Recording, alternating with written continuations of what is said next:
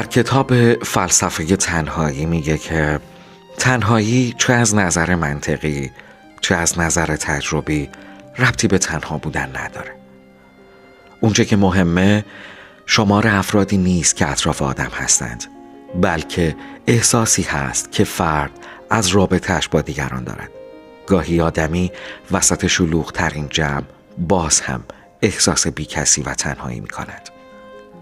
تنهایی همیشه با نبود دیگران شروع نمی شود. گاهی از نبود خودت در کنار دیگران شروع می شود. در کتاب فلسفه تنهایی میگه که تنهایی چه از نظر منطقی چه از نظر تجربی ربطی به تنها بودن نداره. اونچه که مهمه شمار افرادی نیست که اطراف آدم هستند، بلکه احساسی هست که فرد از رابطه‌اش با دیگران دارد.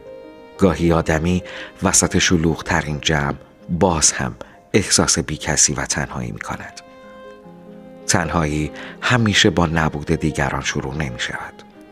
گاهی از نبود خودت در کنار دیگران شروع می شود.